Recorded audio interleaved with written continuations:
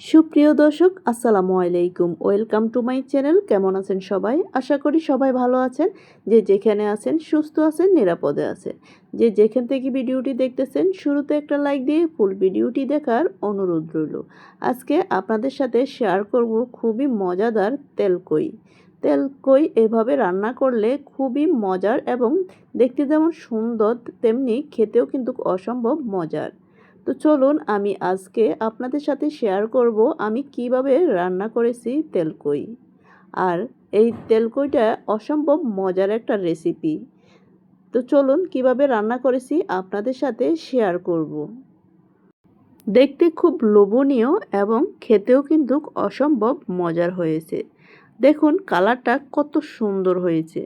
তো চলুন আমি কিভাবে রান্না করেছি আপনাদের সাথে শেয়ার করব।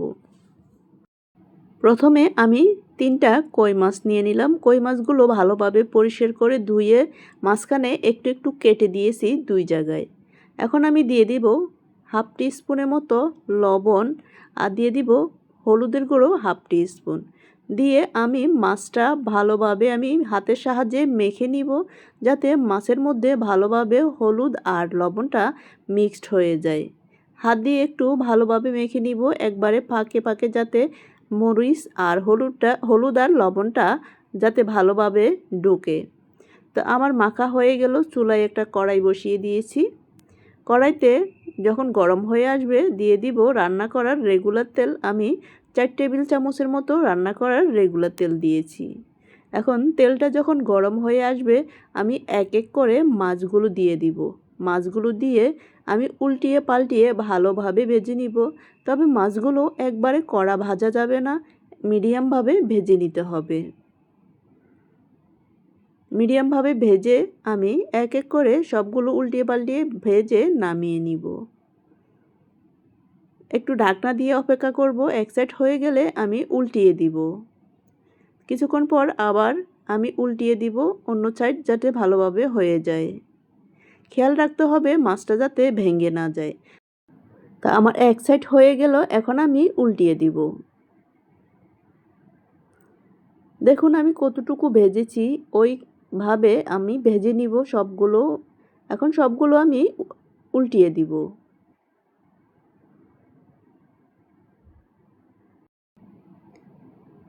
মাছটা উল্টানো হয়ে গেল। এই সাইড হয়ে গেলে আমি এক এক করে মাছগুলো নামিয়ে নিব।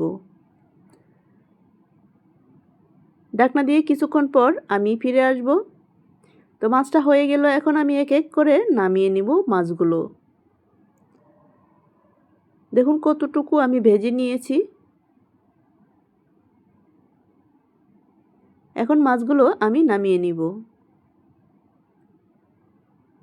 যে তেলে মাছ ভেজেছি ওই তেলে দিয়ে দিব আমি পেঁয়াজ। পেঁয়াজটা আমি ব্লেন্ড করে নিয়েছি। আমি এই রান্নাটা আমি ব্লেন্ড করা পেঁয়াজ দিয়ে রান্না করব। আর এই পেঁয়াজটা একটু ব্লেন্ড করে অথবা পাটায় বেটে দিলে ঝোলটা অনেকটাই ঘনত্ব আসে, খেতে খুব ভালো লাগে। এখন আমি পেঁয়াজটা ভালোভাবে ভেজে নিব। তো আমার অনেকটাই ভাজা হয়ে আসছে। এখন আমি দিয়ে দিলাম হাফ টি স্পুনের মতো আদা রসুন বাটা। আদা রসুন বাটাটা দিয়ে আরও কিছুক্ষণ ভেজে নিব, যাতে কাঁচা গন্ধটা চলে যায়। খেয়াল রাখতে হবে যাতে পুড়ে না যায়। আমার ভালোভাবে ভাজা হয়ে গেল। এখন আমি দিয়ে দিব মশলা। যেমন হলুদের গুঁড়ো হাফ টি স্পুনের থেকে একটু কম, যেহেতু আমি 3টা মাছ, তো হলুদের গুঁড়ো বেশি লাগবে না। মরিচের গুঁড়ো দিয়ে দিব। ঝালটা আপনারা আপনাদের পছন্দ মতো ব্যবহার করবেন। দিয়ে দিব স্বাদ মতো লবণ। এখন ভালোভাবে আমি কষিয়ে নিব।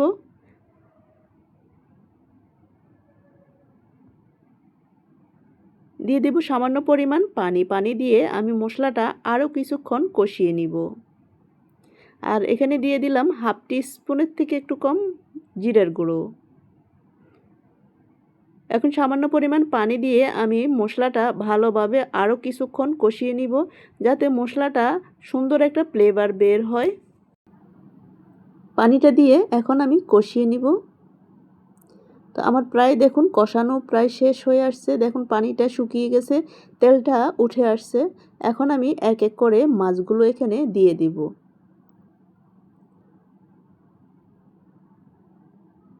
মাছগুলো দিয়ে উল্টিয়ে পাল্টিয়ে রান্না করে নিব। আর এই সময় চুলার আঁচটা মিডিয়াম হাই হিটে রেখে রান্না করব, যাতে পুড়ে না যায়। যে কোনো সময় মাছ বা যে কোনো কিছু ভুনা করার সময় তখন একটু চুলার আঁচটা মিডিয়াম টু লো হিটে রেখে রান্না করলে সুন্দরভাবে মাছের ভিতরে লবণ মরিচ সুন্দরভাবে ঢোকে, আর নিচে লেগে যাওয়ার সম্ভাবনা কম থাকে এবং নিচে পুড়ে যাবে না। এখন আমি উল্টিয়ে পাল্টিয়ে রান্না করে নিব, আর ঢাকনা দিয়ে কিছুক্ষণ পর পর নেড়ে চেড়ে দিব, যাতে নিচে লেগে না ওঠে। তো আমার প্রায় রান্না শেষের দিকে। এখন আমি দেখুন মাছটা যখন একবারে কষানো হয়ে গেল, এখন আমি দিয়ে দিব এখানে হাফ কাপ পরিমাণ লিকুইড দুধ। এখন আমি উল্টিয়ে পাল্টিয়ে ভালোভাবে রান্না করে নিব। আর এই লিকুইড দুধের মধ্যে আমি সামান্য পরিমাণ লেবুর রস মিশিয়ে দিয়েছি। দিয়ে দিলাম 2-3টার মতো কাঁচামরিচ মাঝখানে কেটে আমি দিয়ে দিলাম। জালটা আপনারা আপনাদের পছন্দ মতো রাখবেন। এইভাবে একবার রান্না করে দেখুন, খেতে কিন্তু অসম্ভব মজার হয়।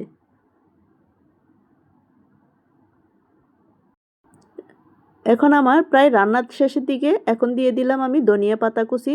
ধনিয়া পাতা কুচি দিয়ে আমি 2 মিনিটের মতো রান্না করব। রান্না করে নামিয়ে নিব। আমার এই তেলকই রান্নার রেসিপি আপনাদের কেমন লাগলো? যদি ভালো লেগে থাকে লাইক কমেন্ট শেয়ার করে দিবেন। যারা আমার এই ভিডিওটি নতুন দেখতেছেন, আমার এই চ্যানেলটি সাবস্ক্রাইব করে বেল বাটনটি অন করে দিবেন। আমি যখন নতুন নতুন রেসিপি শেয়ার করব আপনাদের কাছে পৌঁছে যাবে। যারা পুরাতন দেখতেছেন, আমার রেসিপিটি কেমন হয়েছে কমেন্ট বক্সে জানিয়ে যাবেন। আর যারা শুরু থেকে শেষ পর্যন্ত আমার সাথে ছিলেন, সবাইকে অসংখ্য ধন্যবাদ। এখনও যারা একটা লাইক দিতে ভুলে গিয়েছেন, একটা লাইক দিয়ে দিবেন। দেখুন কালারটা কি সুন্দর হয়েছে, আর খেতেও কিন্তু অসম্ভব মজার হয়েছে। এভাবে রান্না করে পোলাও অথবা ভাতের সাথে খেতে কিন্তু অসম্ভব মজার হয়। আমার এই ভিডিওটি যদি আপনাদের ভালো লেগে থাকে লাইক কমেন্ট শেয়ার করে অন্যকে দেখার সুযোগ করে দিবেন। সবাই সুস্থ থাকবেন, ভালো থাকবেন। এই পর্যন্তই। আবার দেখা হবে যে কোনো ভিডিওতে যে কোনো রেসিপি নিয়ে। সবাই ভালো থাকবেন, সুস্থ থাকবেন। আবার দেখা হবে। আল্লাহ হাফেজ। আসসালামু আলাইকুম। আর ভিডিওটি কেমন হয়েছে কমেন্ট বক্সে জানাতে ভুলবেন না। দেখুন কালারটা কি সুন্দর হয়েছে, আর খেতেও কিন্তু অসম্ভব মজার হয়েছে। একবার হলো এভাবে ট্রাই করে দেখবেন। সবাইকে আল্লাহ হাফেজ। আসসালামু আলাইকুম।